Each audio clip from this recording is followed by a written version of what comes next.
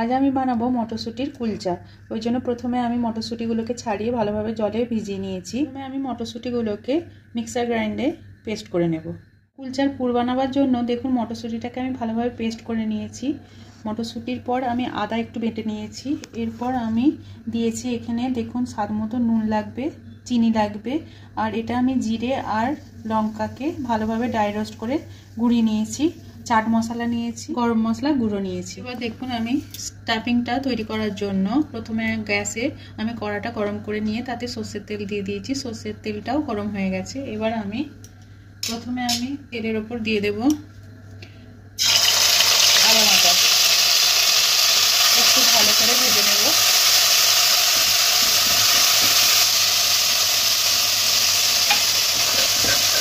কাঁচা গন্ধ চলে গেলে আমি এতে মটরশুঁটির পেস্টটাও দিয়ে দেবো।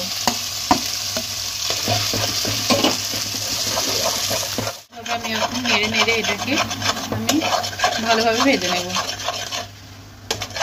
তখন এইভাবে পুরটা নাড়তে নাড়তে যখন একটা ডোয়ের আকার নেবে তখন আমি এতে দিয়ে দেব স্বাদ মতো নুন দিয়ে দেব আর চিনি দিয়ে দেব। এবার এটাকে ভালোভাবে নেড়ে নেব। আবার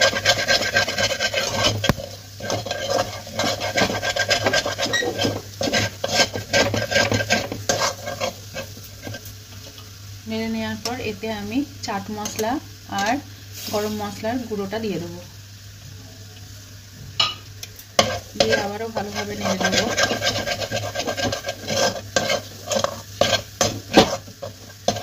সবকটা ভালোভাবে মেশানোর পর আমি যখন এরকম ডো অবস্থায় আসবে পুরটা তখন আমি এতে ভাজা মশলাটা দিয়ে দেব।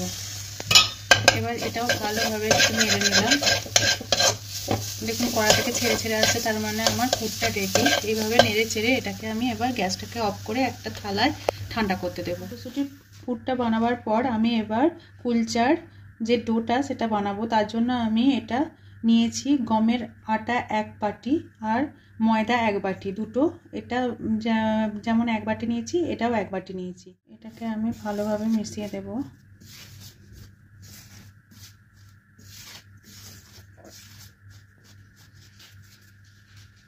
এতে আমি স্বাদ মতো নুন দেবো আর দেবো একটু চিনি, 1 চামচ মতো চিনি দিলাম। দিয়ে এটাকেও ভালোভাবে মিশিয়ে নেব। মেশাবো বেকিং পাউডার 1/2 চামচ আর তারও 1/2 দেবো বেকিং সোডা।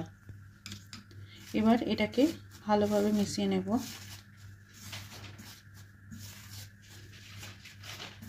এবার মেশাবো 2 চামচ বড় চামচের মতো টক দই।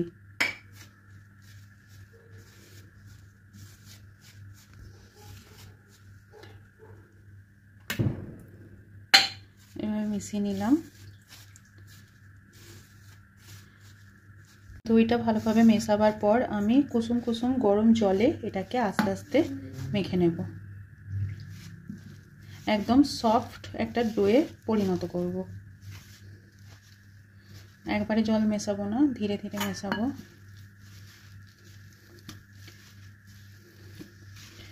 বেশি পাতলাও নয় আবার খুব শক্তও নয়, মাঝামাঝি একটা ডো তৈরি করব। দেখুন এইভাবে নরমভাবে আমি একটা ডো বানিয়ে নিয়েছি। এবার এটার উপর আমি একটুখানি সাদা তেল বুলিয়ে এটাকে আধা ঘন্টার মতো রেখে দেব। দেখুন আধা ঘন্টার পর আমি আটাটাকে আরেকবার এইভাবে মেখে নেব। দিয়ে এটাকে এইভাবে আমি লিচি কেটে নেব। প্রত্যেকটা লিচি আমি তৈরি করে নিয়েছি এইভাবে। এবার আমি প্রত্যেকটা লিচির মধ্যে এইভাবে পুর ভরব। প্রথমে এইভাবে একটা বাটি শেপ দিয়ে নেব।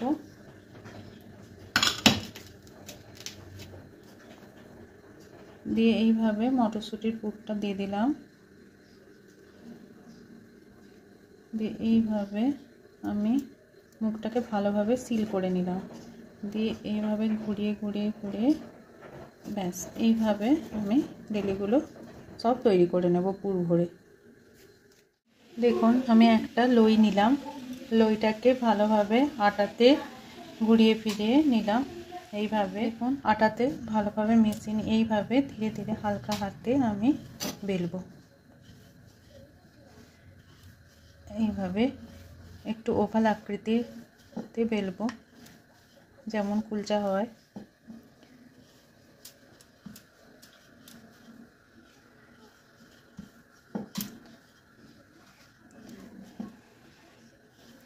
ধীরে ধীরে এইভাবে আমি এটাকে বেলে নেব। খুব পাতলা করব না, একটু মোটা রাখবো। এবার এর উপর আমি সাদা তেল বুলিয়ে নেব।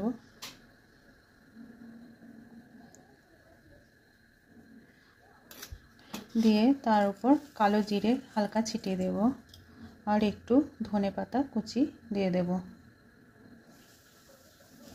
দিয়ে আর একবার ভালোভাবে এইভাবে আমি বেলে নেব। দিয়ে আমি এইভাবে হাতের তালুতে নিয়ে জল নেব একটা জায়গায়, দিয়ে জলটা এইভাবে পেছনে এইভাবে বুলিয়ে নেব। দেখুন আমি একটা লোহার চাটুনি নিয়েছি, ভালোভাবে গরম করে নিয়েছি। এবার কুলচাটা আমি এর উপর দিয়ে দেব। মিডিয়াম ফ্লেমে আমি এটা কিছুক্ষণ সেঁকলাম। আস্তে আস্তে এটা ফুলে উঠছে। এবার আমি কি করব, এটাকে এইভাবে উল্টে ধরব। দেখুন এইভাবে আমি এটাকে সেঁকে নেব আর গ্যাসটা আমি একটু জোর করে দেব।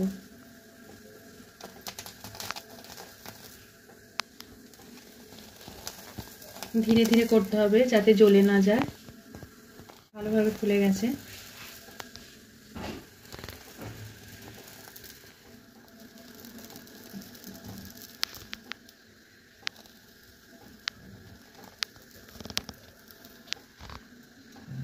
চারিপাশটা আমি এইভাবে সেঁকে নেব।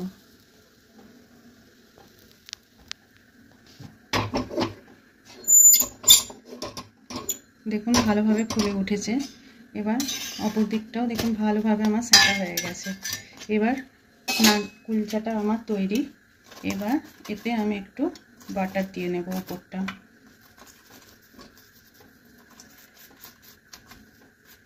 ব্যাস, মটর কুলচা আমার রেডি।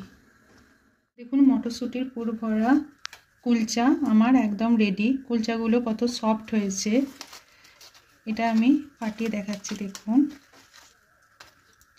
দেখুন ভেতরটা কত সুন্দর হয়েছে, পুরগুলো একটাও বেরায়নি। এরকম রান্না যদি আপনাদের ভালো লেগে থাকে আমার চ্যানেলটিকে সাবস্ক্রাইব করবেন আর আমার ভিডিও শেয়ার করবেন।